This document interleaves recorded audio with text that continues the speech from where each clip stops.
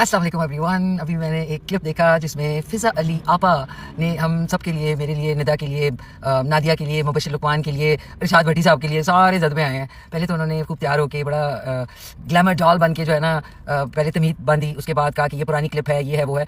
तो भाई हमें इतना टाइम हमारे पास नहीं है कि हम जो है क्लिपें जोड़ते फिरें। शायद ये आपका मशगला होगा, हमारा नहीं है। यूट्यूब पे जब शो लगा हुआ था तो उसकी ब्रेक जो एक स्क्रीन सी आती है पिंक कलर की, उसके अंदर ये ऑडियो थी। वन, दूसरी बात ये, आप जो हम सबको आपा आपा कर रही हैं, आप तो 90s लेट 90s से आ रही हैं, तो आप भी उस वक्त से आ रही हैं, तो हम आपके आपा बन गए। इतने शोज में तुमने जो है हमारे साथ काम किया, उस वक्त तो हम आपा नहीं थे, अब आपा हो गए। चलिए कोई बात नहीं, आपा बना दे। और हमारे पास्ट का सबको पता है, आपके अपने पास्ट भी कोई इतना वो नहीं है, तो हर एक का पास्ट होता है। दूसरी बात ये कि आपने I am sorry over acting की तो ही लोगों ने मीम्स बनाए। अगर आप नॉर्मल रहती या आपको इतना उनका दर्द था और आप नॉर्मली उनसे डील करती तो वो ज्यादा अच्छा होता। तो इसलिए आप अब आके सारों को वो कर रही हैं कि आप बड़ी जबरदस्त हैं, आप बड़ी नेचुरल हैं और आप बड़ी ओरिजिनल हैं। So everybody is in their own way. आप खाली नहीं करती अकेले शो, निदा यासर भी करती है और बहुत अच्छे तरीके से 14, 15, 16 साल से कर रही हैं वो।